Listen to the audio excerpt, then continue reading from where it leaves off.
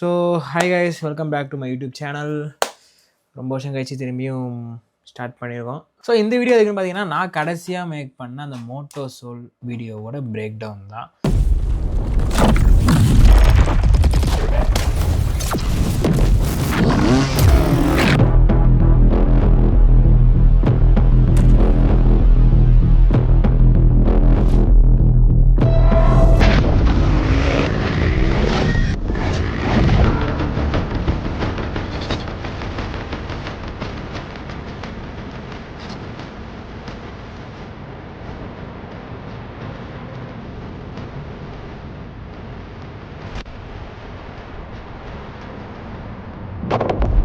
So client ஒர்க்ஸ்லாம் தாண்டி நான் அந்த வீடியோவை ஒரு எக்ஸ்ட்ரா எஃபோர்ட் எடுத்து எனக்கு ரொம்ப பிடிச்சிருந்துன்னு சொல்லிட்டு நான் எடிட் பண்ணியிருந்தேன். அதோட பிரேக் டவுனை தான் இந்த யூடியூப் வீடியோவில் நீங்கள் பார்க்க போகிறீங்க.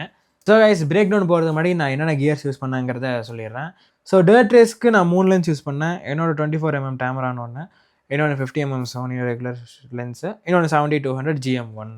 எஃப்எம்எக்ஸ் பொறுத்த வரைக்கும் நான் கவர் பண்ணது 70-200 தான். இன்னொன்று சேட்டா அமீன் வந்து 1635 எடுத்தார். 2 பாடி யூஸ் பண்ணியிருந்தோம், A7S3 அண்ட் FX3. ஸோ ரெண்டுத்தோட கலர் சைன்ஸ் அண்ட் சென்சார் சேமுங்கனால எனக்கு குவாலிட்டி டிஃப்ரென்ஸாக கலர் டிஃப்ரென்ஸ் எதுவும் அவ்வளோவா தெரில.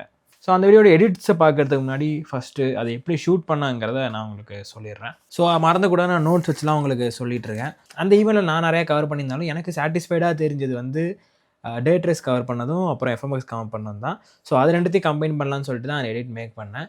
ஸோ ஃபஸ்ட்டு இப்போ நான் வந்து டேட் ரேஸ்னால் எப்படி ஷூட் பண்ணேங்கிறத உங்களுக்கு சொல்ல போகிறேன். So this is for the videographers. Editors நான் உங்களுக்கு டைம் ஸ்டாம்ப் கொடுத்துருக்கேன், நீங்கள் அங்கே ஜம்ப் அடிச்சு பார்த்துக்கலாம். ஸோ வீடியோகிராஃபர்ஸ் ஒரு மோட்டர் ஸ்போர்ட் ஈவென்ட் கவர் பண்ணுறீங்கன்னா, அன்லெஸ் அன்டில் உங்கள் கிளைண்ட் வந்து எனக்கு இந்த ஸ்பெசிஃபிக் FPS கோடக்ஸில் தான் வேணும்னு கேட்காத போது நீங்கள் என்ன பண்ணலான்னா, அட்லீஸ்ட் ஒரு 30-40% ஆஃப் ஃபுட்டேஜ் வந்து ஒரு 24 FPS அண்ட் கரெக்டாக அதை 180° ஷட்டர் ரூல் ஃபாலோ பண்ணி கரெக்டான இடத்துல எக்ஸ்போஸ் பண்ணி சப்ஜெக்ட் ரிசன்டடாக பண்ணி எடுத்திங்கன்னா ஒரு எனர்ஜெட்டிக்கான எடிட் பண்ணுறதுக்கு அது ரொம்பவே யூஸ்ஃபுல்லாக இருக்கும். ஸோ இதை தாண்டி இருக்க 60% ஆஃப் ஃபுட்டேஜுக்கு உங்கள் கேமராவால் சப்போர்ட் பண்ணக்கூடிய மேக்ஸிமம் FPSல எடுத்தால் பெட்டராக இருக்கும். ஸோ நான் எடுத்தது 4Kங்கிறனால எனக்கு 120 லாக் ஆகிடுச்சு. அண்ட் அனதர் மெயின் திங், இந்த ஸ்லோமோ ஃபுட்டேஜஸ் எடுக்கும்போது ஷட்டர் ரூல் ஃபாலோ பண்ணாமல் 1/4000 இல்லாட்டி 1/8000 நீங்கள் ஷட்டரை வச்சு எடுத்திங்கன்னா போஸ்ட்டில் உங்களுக்கு ரொம்ப ஹெல்ப்ஃபுல்லாக இருக்கும். ஸோ இதை மறந்துடாதீங்க. ஸோ இதெல்லாம் வந்து ஒரு மெயின் ரோலாக இருந்தாலும் இன்ஸ்டாகிராமில் நம்ம ரிட்டன்ஷன் இல்லாமல் வீடியோ பாஸே ஆகாது. ஸோ அந்த ஹுக்குக்காக நான் ப்ரிப்பேர் பண்ண பார்ட்ஸ் என்னங்கிறத உங்களுக்கு சொல்கிறேன். ஈவெண்ட் ஸ்டார்ட் ஆகிறதுக்கு முன்னாடி பைக்கர்ஸ் கிட்ட நான் முன்னாடியே போயிட்டேன். ஸோ யார்கிட்ட நம்மளால் ஈஸியாக கம்யூனிகேட் பண்ணதோ அவங்க ஒரு ஆளை பிடிச்சிக்கிட்டேன். ஸோ இன்ட்ரோ நான் எப்படியோ ரேபிட் கட்டு தான் வைக்க போகிறாங்கிறனால நான் இந்த இடத்துல யூஸ் பண்ணது 24 FPS தான். அண்ட் ஷட்டர் வந்து 1/15, அதாவது ஸ்லோ ஷட்டர் எஃபெக்ட்டை தான் நான் கூட பார்த்தேன். அதே சமயத்தில் லாகில் இருக்கிறதுனால இதை கரெக்டாக எக்ஸ்போஸ் பண்ணுறேன் அப்படிங்கிறது நான் கன்ஃபார்ம் பண்ணிக்கிட்டேன். ஸோ வண்டி நின்றுட்டுருக்கு அப்படிங்கிறனால நம்மளால் மச் ஆஃப் ஆக்ஷன் பண்ண முடியாது. அதனால தான் நான் இந்த ஸ்லோ ஷட்டர் எஃபெக்ட்டை பண்ண ஆரம்பித்தேன். ஸோ இந்த ஷாட்ஸ் எடுக்கும்போது உங்கள் கேமராவில் ஐபிஎஸ் இருந்ததுன்னா அதை மறக்காமல் டர்ன் ஆஃப் பண்ணிக்கோங்க. கிளச் பிடிக்கிறது, பிரேக் அழுத்துறது. ஸோ இது இல்லாமல் கொஞ்சம் hero shots, biker helmet close பண்ணுறது, இல்லை டேரக்டாக லென்ஸை பார்க்குறது, ஸோ இந்த மாதிரி ஷாட்ஸை கொஞ்சம் எடுத்துக்கலாம். ஸோ இது இல்லாமல் வீடியோ ரொம்பவே இன்ட்ரெஸ்டிங்காக ஆக்கின ஒரே விஷயம் என்ன கேட்டால், எந்த நிமிஷம் ஆஃப் வீடியோ நீங்கள் எக்ஸ்போஸ் பண்ணுறதுக்கு முன்னாடியும் அந்த இடத்தோட அந்த இடம் சொல்ல முடியாது, அந்த ஹோல் வைபோட டெக்ஸ்சரை வந்து நம்ம டிஸ்பிளே பண்ணி ஆகணும். ஸோ மோட்டர் ஸ்போர்ட்டை பொறுத்த வரைக்கும் ஒரு ட்ரை அண்ட் டர்ட் கண்டிஷனுங்கிறதுனால நான் ஃபஸ்ட்டு அதோட டெக்ஸ்சரை தான் எக்ஸ்போஸ் பண்ண பார்த்தேன். பிஃபோர் பைக்கர்ஸை ஷூட் பண்ணுறதுக்கு முன்னாடியே நான் வந்து ஒரு வைட் லென்ஸ் எடுத்துகிட்டு நான் மினிமல் ஃபோக்கஸ் டிஸ்டன்ஸ்க்கு நான் க்ளோஸராக போயிட்டு அந்த கிரவுண்டை ஷூட் பண்ணிட்டேன். இதுக்கு அடுத்து பார்த்தீங்கன்னா எஃப்எம்எக்ஸ், அதை ஸ்டன்ஸ் பண்ணால் தான் எஃப்எம்எக்ஸ்ன்னு சொல்லுவோம். ஏன் நேரம் நான் மோஸ்ட் ஆஃப் த டைம் நான் டர்ட்லெஸ்ல இருந்துட்டேன். ஸோ எனக்கு வாக்கில் லேட்டாக தான் கோட் வந்துச்சு. ஸோ நாங்கள் போகிறதுக்குள்ளே செபாஸ்டியன் வந்து கொஞ்சம் ஆல்மோஸ்ட் ப்ரெப் ஆகிட்டார். ஸோ அவரோட கடைசியாக நான் போகும்போது கரெக்டாக அவர் என்ன பண்ணிட்டு இருந்தாலும் புஷ்அப்ஸ் தான் எடுத்துகிட்டு இருந்தார். ஸோ அப்போ என் கேமரா வந்து 70-200 GM1 தான். சரி அதையும் எடுத்துப்போன்னு சொல்லிட்டு அதை 24 FPS போட்டு கரெக்டாக ஷட்டர் ரூல் ஃபாலோ பண்ணி அந்த புஷ்அப் எடுக்கிறது நான் எடுத்துட்டேன். எடிட்டில் எப்படியும் நான் 120 FPS ஃபுட்டேஜ் யூஸ் பண்ண போகிறேன். டேரெக்டாக ஸ்லோமோ பண்ணோன்னா நல்லாவே இருக்காது. ஸோ அதனால அதுக்கு முன்னாடி ஒரு ரியல் டைம் ஃபுட்டேஜில் 24 FPS ஃபுட்டேஜ் யூஸ் பண்ணணும் எனக்குங்கிறது கோல். ஸோ டர்ட் ரேஸ்க்கு நான் எப்படி பண்ணேங்கிறத சொல்லிட்டேன். இப்போ FMX 24 FPS என்ன பண்ணுறதுன்னா, அவர் ஸ்டண்ட் முடிச்சுட்டு கீழே ரேலி பண்ணுவார்ல, லைக் திரும்பி ரேம்புக்கு போகிறது இல்லை, அதை வந்து நான் கரெக்டாக டைமிங்கில் பேன் பண்ணி மோஸ்ட்லி ட்ரை பண்ண 24 FPSல எடுக்க. ஸோ அதில் ஒரு கிளிப்பை தான் நான் ஆட் பண்ணியிருக்கேன். மற்றது எல்லாமே 70-200 எடுத்த tight closeups with 120 FPS and shutter வந்து ஃபுல்லாக கிராக் பண்ணிட்டேன், கரெக்டாகவும் எக்ஸ்போஸ் பண்ணிட்டேன்.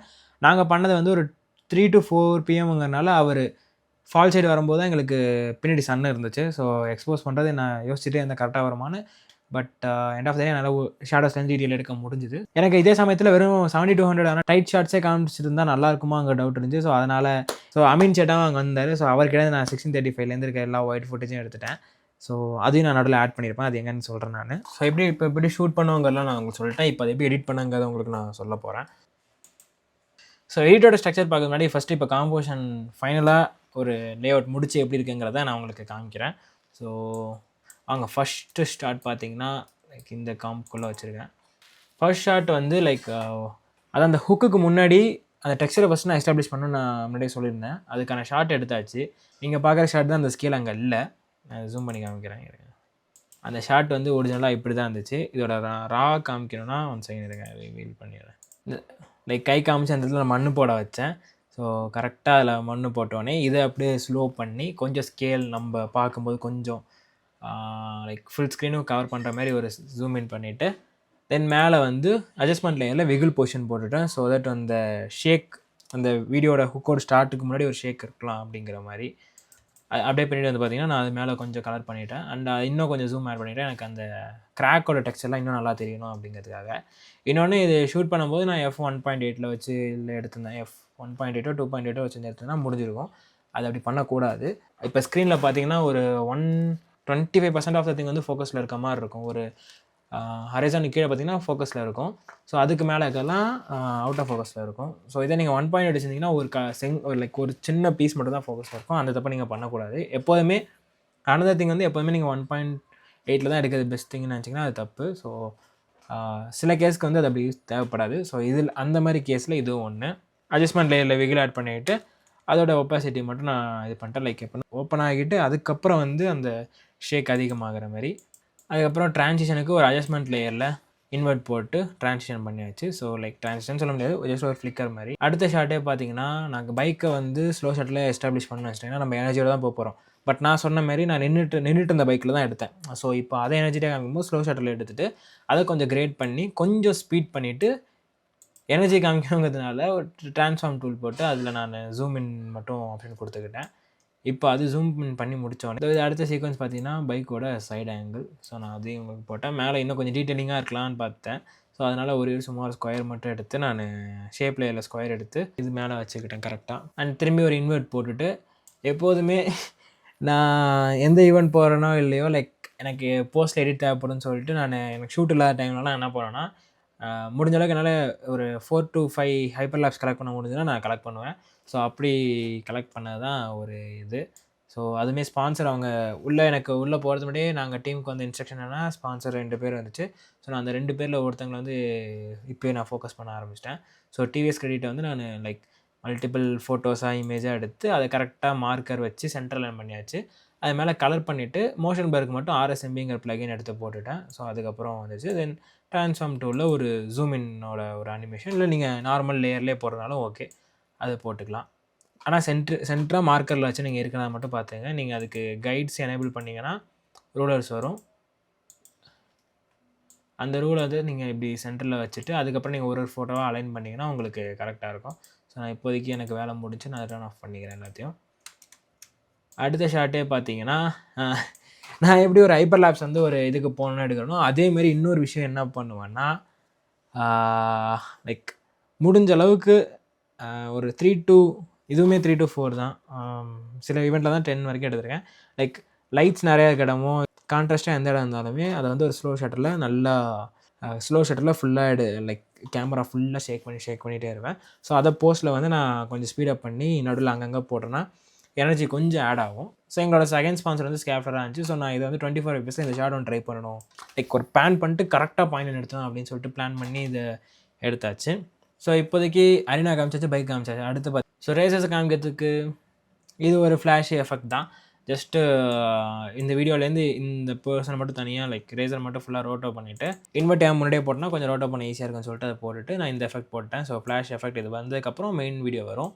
ஸோ இதுக்கப்புறம் பார்த்தீங்கன்னா அந்த வீடியோ ரோல் ஆகும். கரெக்டாக லைக் இந்த க்ளோஸ் பண்ணும்போது இம்பேக்ட் வரணும்னு சொல்லிட்டு இன்னொரு அட்ஜஸ்ட்மெண்ட் லேயர் போட்டு நான் விகில் வச்சுட்டேன். ஸோ விகில் போட்டால் உங்களுக்கு இன்னும் ஷேக் ஆகும். அதில் ஸ்பீட் மட்டும் கொஞ்சம் கரெக்டாக அட்ஜஸ்ட் பண்ணிக்கோங்க. ஸோ தட் உங்கள் எட்ஜ் வந்து ஃப்ரேம் மட்டும் வெளில போயிடக்கூடாது. அப்படி நீங்கள் கொஞ்சம் பிளான் பண்ணிக்கோங்க.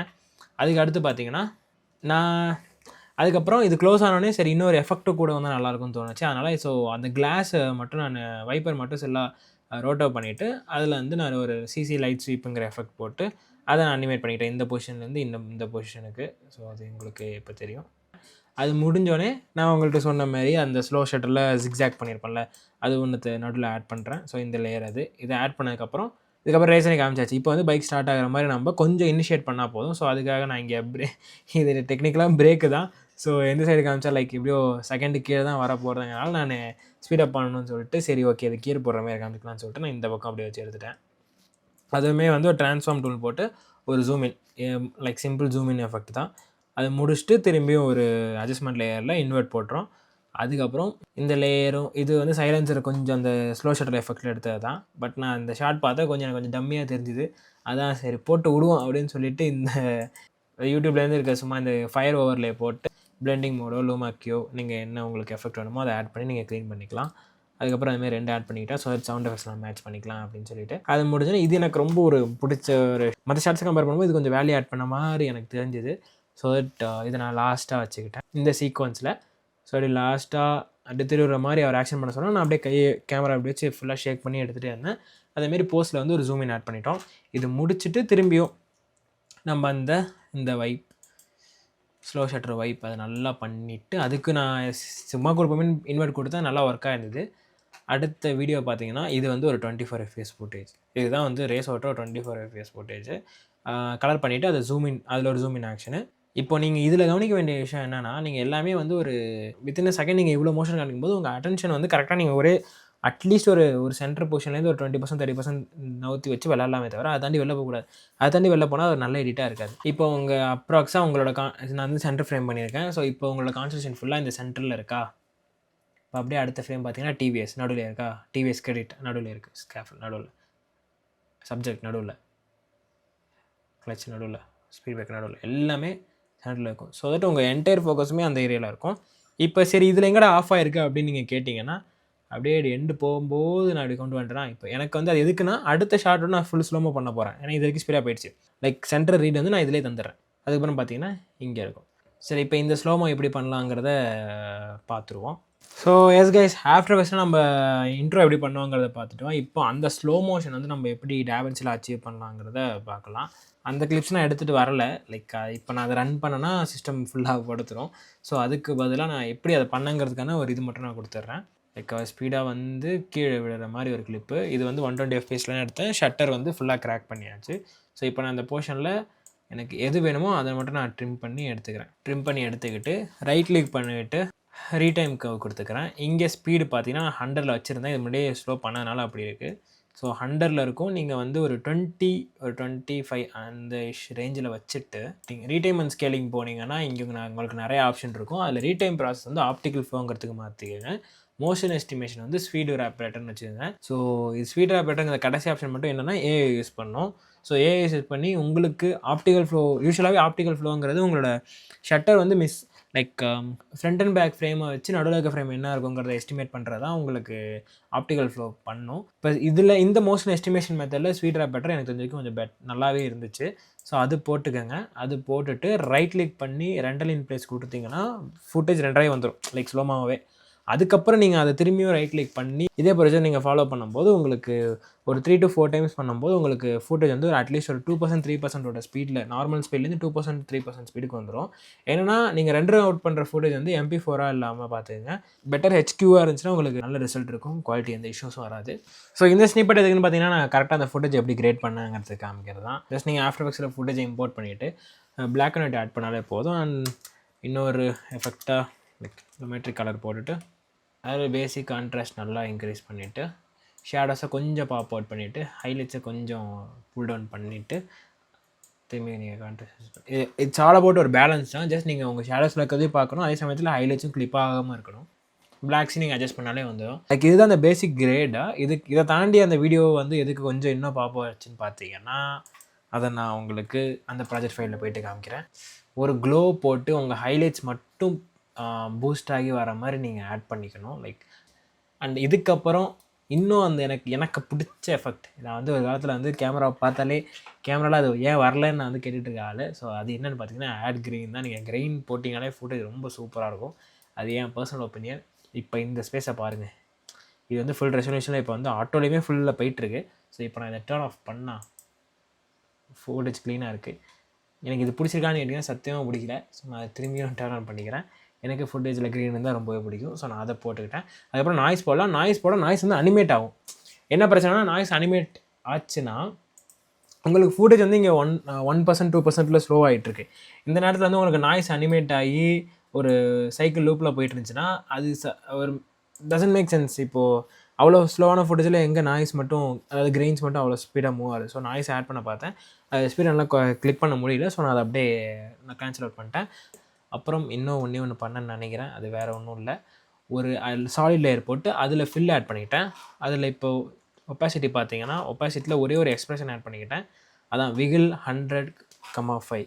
அது என்னென்னா 100ங்கிறது ஒரு ஸ்பீடு, 5ங்கிறது ஒரு பேண்ட் வித்து. இது ஏன்டா இவ்வளோ கஷ்டப்படுற ஒரு ஃப்ளிக்கரிங் ஓவரில் போட்டு போயிடலான்னு கேட்கலாம். பட் இதுக்கு எனக்கு கண்ட்ரோலபிலிட்டி வேணுங்கிறதுனால நான் வந்து இதை ஆட் பண்ணியிருக்கேன்.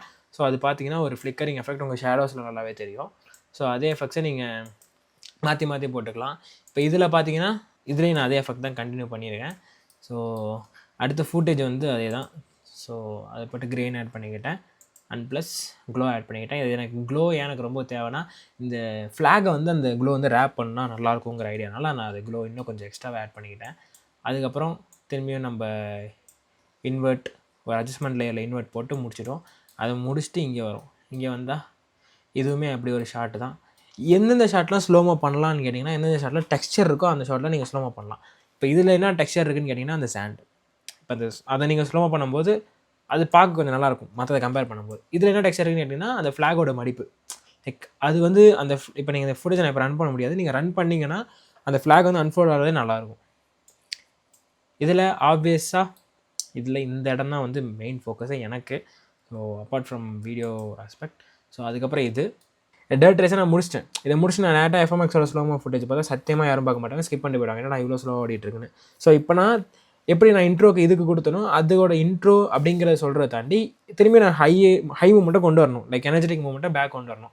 ஸோ நான் அதுக்கு ரியல் டைம் ஃபுட்டேஜ் தான் வந்தாகணும். ஸோ நான் அதுக்கு கடைசியில் வந்து ஒரு கொஞ்சம் இது பார்க்க சைஃபை எஃபெக்டாக இருக்கும். ஸோ அதுக்கு வந்து ஒரு அட்ஜஸ்ட்மெண்ட் லேயரில் ட்ரேசரி போட்டு நான் இந்தமாரி ட்ரேசரி எஃபெக்ட் போட்டு த்ரெஷ்ஹோல்ட் நீங்கள் அட்ஜஸ்ட் பண்ணிங்கன்னா உங்களுக்கு இந்த ஸ்கொயர் திங் வரும். அது உங்களுக்கு நிறையா ஆப்ஷன் இருக்குது, லைக் பவுண்டிங் பாக்ஸோட வித்து கேப் சைஸ் அதெல்லாம் போட்டு நீங்கள் ப்ளே பண்ணிங்கன்னா உங்களுக்கு நிறையா மாறும். அடுத்து பக்கத்துலேயே ஒரு அட்ஜஸ்ட்மெண்ட் லேயர் போட்டு ஃபில் போட்டுட்டேன். லைக் ஃபில் கலர் உங்களுக்கு இந்த கலர் நீங்கள் பார்த்தாலே தெரியும். எனக்கு வந்து கொஞ்சம் இன்வெர்ட்டில் இருக்க கலர் இல்லாமல் நார்மலாக இந்த கலர் மாறும்னு நினச்சேன். ஸோ ஒரு சியான் கலர் கொடுத்துட்டு அதை வந்து நான் டிஃப்ரென்ஸில் வச்சேன். ஸோ அதனால தான் இங்கே உள்ள ஷேடோஸில் அந்த கலரும் ஹைலைட்ஸில் ரெட்டும் வந்துச்சு. ஸோ அதை முடிச்சுட்டு இப்போ நான் ரியல் டைம் ஃபுட்டேஜுக்கு வர போகிறேன். இப்போ டர்ட் ரேஸை நான் முடிக்கலான்னு ஒரு பிளான் பண்ணதுனால நான் டர்ட் ரேஸோட எனக்கு அடுத்த பிடிச்ச ஷாட்டாக இருந்தது வந்து இந்த ஃப்ரண்ட்டில் அவங்கெல்லாம் லீட் பண்ணுற ஷாட் தான். ஸோ அது லீட் பண்ணோடனே எனக்கு வந்து சிஸ்டம் திணறதுன்னு நினைக்கிறேன். இருங்க நான் காட்டில் வச்சுக்கிறேன். இப்போ நான் இது ஒரு ஷாட் ஜூம் பண்ண மாதிரி வச்சாலுமே இப்போ எனக்கு அடுத்த ஷாட் இதுலேருந்து ரிவீல் ஆகணும். நான் எத்தனாவது தான் வந்து அட்ஜஸ்ட்மெண்ட் லேயரில் அந்த இன்வெர்ட் எஃபெக்டை போட்டு நான் இது பண்ணிகிட்ருக்கிறதுன்னு சொல்லிட்டு என்ன பண்ணேன்னா கடைசி லேயரை மட்டும் ரோட்டோ பண்ணுறதுக்கு சோம்பேறித்தனப்பட்டு நான் யூஸ் பண்ண மெத்தட் தான் லூமாக்கியில் பிரைட்னஸ் அவுட் பிரைட்டன் பார்ட் கொடுத்தீங்கன்னா உங்களுக்கு அது பிரைட்டர் பார்ட்டை மட்டும் அது அவுட் பண்ணும். ஸோ இல்லாட்டி உங்களுக்கு ஃபுட்டேஜ் இப்படி தான் இருக்கும். ஸோ இந்த பிரைட்டர் பார்ட்டை அவுட் பண்ணுறதுக்கு நான் இது யூஸ் பண்ணேன். அதை நீங்கள் அப்படியே டேரெக்டாக மேக்ஸிமம் த்ரெஷ்ஹோல்ட் வச்சிங்கன்னா உங்களுக்கு ஃபுல்லாக அவுட் ஆகிடும், மொத்த ஃபுட்டேஜ் விடாவிடும்.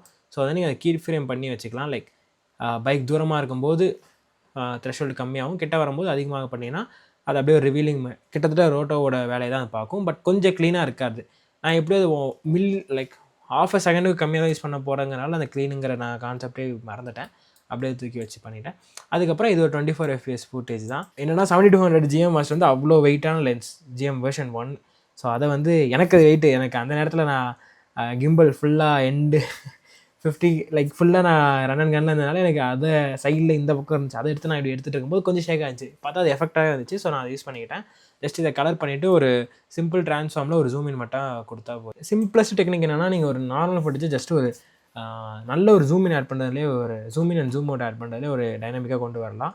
என்னென்னா அந்த ஜூம் இன் ஆட் பண்ணுறதுல ட்ரான்ஸ்ஃபார்ம் யூஸ் பண்ணி நீங்கள் ஜூம் இன் பண்ணுங்கள், பெட்டராக இருக்கும். அதில் ஷட்டர் ஆங்கிளை டிசேபிள் பண்ணிவிட்டு 360 ஷட்டர் ஆங்கிள் வைங்க. ஸோ தட் நீங்கள் இது லைக் அது மோஷன் பரோட அந்த ஜூமினே வந்து ஒரு மோஷன் பராக இருக்கும். ஃபிசிக்கலாக நீங்கள் லென்ஸ் ஜூம் அந்த எஃபெக்ட் வராது, பட் நீங்கள் ஜூம் பண்ணாலுமே ஒரு மோஷன் பரோட ஜூம் ஆகும். ஸோ அது கொஞ்சம் பார்க்க நல்லாயிருக்கும் நார்மல் ஜூமை கம்பேர் பண்ணும்போது. டர்ட் ரேட் போர்ஷனை முடிக்க போகிறோம். ஸோ இப்போ தான் நம்ம வந்து எஃப்எம்எக்ஸில் போகிறோம். இந்த போர்ஷன்லேருந்து இப்போ என்னென்னா இந்த ஷாட் வந்து இது எப்படி நான் டேரக்ட் பண்ணலாம்னா லெஃப்ட் டு ரைட் என்னை பொறுத்த வரைக்கும் லெஃப்ட் டு ரைட் வருது. ஸோ இப்படி வருது. ஸோ இதே போர்ஷனை நான் வந்து கவுண்ட்ராக்ட் பண்ணணும். நான் திரும்பி நான் இந்த போர்ஷனே போட்டேன்னா லைக் இந்த மூமெண்ட்லேயே நான் அடுத்த ஷாட் வச்சேன்னா அது நல்லா இருக்குமான்னு கேட்டால் நல்லா இருக்காது. ஸோ நான் அதுக்கப்புறம் என் ஃபோட்டோஜஸில் நான் சர்ச் பண்ணி பார்த்ததில் எஃப்எம்எக்ஸில் இவர் ஸ்டண்ட் பண்ணுறதுக்கு முன்னாடி வந்து லைக் கேமராவோட க்ளோஸில் போயிருக்காரு. இது வந்து சேட்டாவோட ஷாட்டு. ஸோ கேமராவுக்கு லெஃப்ட்டில் அவர் ஸ்ட்ரெச் பண்ணிட்டு போயிருக்காரு.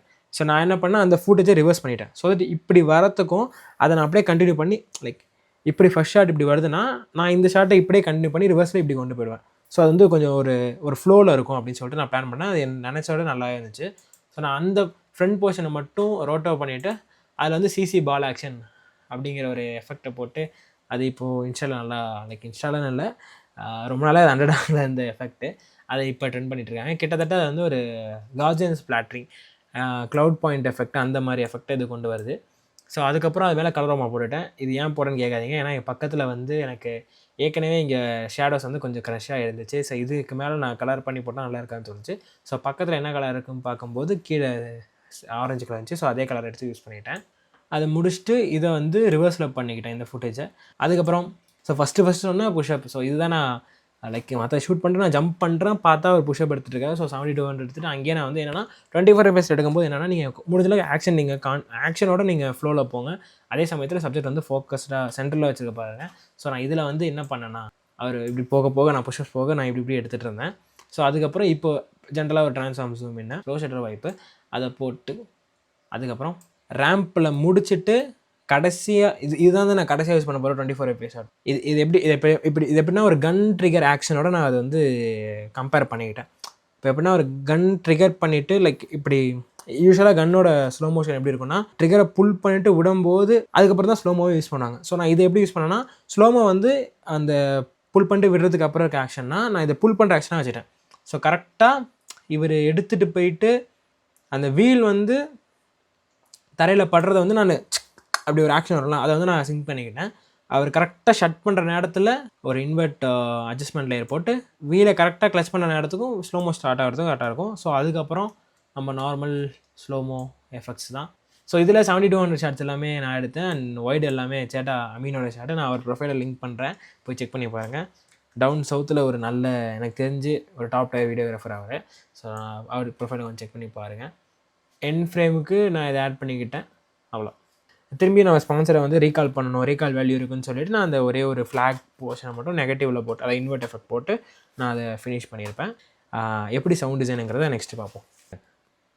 சவுண்ட் டிசைனை பொறுத்த வரைக்கும் ஃபுல்லாகவே அது வந்து ஒரு இன்ட்யூசிவ் பிளான் பண்ணி நான் எதுவுமே அது பண்ண மாட்டேன். அது ஃபுல்லாகவே ஃப்ளோவில் போகிறது தான். ஸோ ஒன் டைம் பண்ணாத ரிப்பீட்டேட்டிவாக என்னால் பண்ண முடியாது. அது லைக் அந்த இன்ஸ்டண்ட்டாக என்ன பண்ணுறோம் அதுதான் என்னோடய சவுண்ட் டிசைனாகவே வந்து அமையும். ஸோ இப்போது இதை பார்த்தீங்கன்னா நான் இன்ட்ரோ உங்களுக்கு எப்படின்னு காமிக்கிறேன்.